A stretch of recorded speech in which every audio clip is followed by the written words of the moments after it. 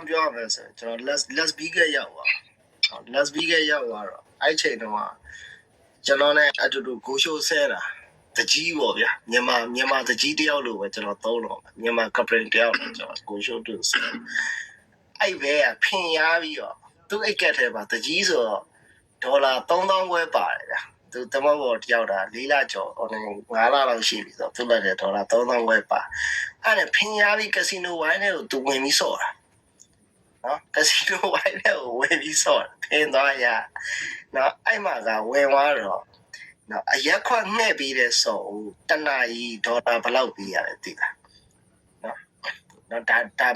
မြန်မာနိုင်ငံ rate နဲ့ပြန်ရှင်းမယ်နော်တေချာနားထောင်ကြည့်နော်အရက်ခွက်လာငှဲ့ပြီးတဲ့ဆော့ဦးတနာကြီးကိုဒေါ်လာ3000ပေးရတယ်နော်အဲ့ခက်က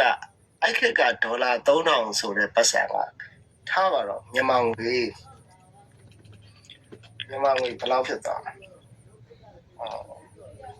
3000ဆိုလို့ရှိရင်တိတ်ဆိုင်ခက်နေပဲတွက်လိုက်ပဲဒေါ်လာနော်ဒေါ်လာ3000ကုန်သွားတယ်နော်ဒေါ်လာ3000ဆိုလို့ရှိရင်အခုဒီဘက်ခက်မှာ1000ဆိုလို့ရှိရင်နော်340နော်340 3000ဆိုတော့အခုဒီဘက်ခက်ဈေးနှုန်းနဲ့ပြန်တဲ့300ကျော်ဒါပေမဲ့အဲ့ဒီချိန်မှာကဒေါ်လာ3000ကအားလုံးပေါင်း89သိန်းပိုးလောက်ပဲရှိတယ်နော်အဲ့တော့တနာကြီးကိုဒေါ်လာ3083သိန်းပေးရတယ်သူတို့နိုင်ငံအရက်ခွက်ငှဲ့ဆို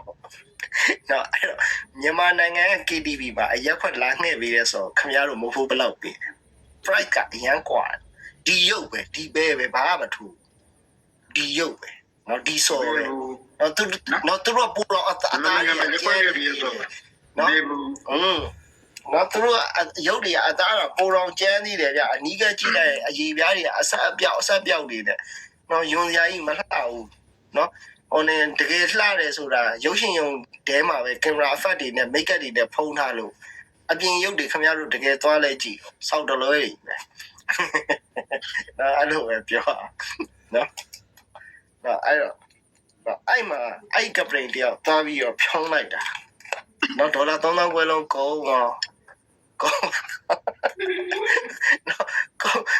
တော့ကျွန်တော်စီကမဆိုင်တယ်မင်းသားလေးလေ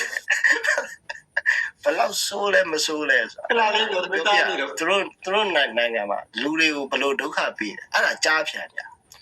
ဘာခုခေတ်နဲ့ကြည့်မှဆိုအကြားဖြန်အဲ့ကက်စီနိုဝိုင်းနေအကြားဖြန်ဒါလိန်စားတယ်ခေါ်နော်ကြားဖြန်ဆိုတာလိန်စားနော်အဲ့ခေတ်မှာတည်းကနော် Las Vegas ဆိုတာတကဘာလုံးရဲ့နောက်ကစားယုံကြီးတို့တော့တတ်မှတ်ထားနေအဲ့အကြီးစားကြားဖြန်အဲ့ဒီအကြောင်းဘာလို့မသိမ်းတာဘာလို့မဖတ်တာကျွန်တော်လည်းမေးခွန်းပြန်ထုတ်တာနော်အဲ့လိုနေရာမျိုးမှာသွားဆော့လို့ဆောင်းဝမ်းဒေရိကျချမ်းသာသွားတဲ့ကောင်မရှိဘူးအဲ့နေရာမှာဘောစီတွေက sorry ခေါ်ပြီးတော့အပျော်သဘောနဲ့ပတ်စလာဖြုံးတာပဲရှိLas Vegas ဒါကျွန်တော်ဘုဟုတုဒ္ဒအနေနဲ့ဒါ share လုပ်တာပါ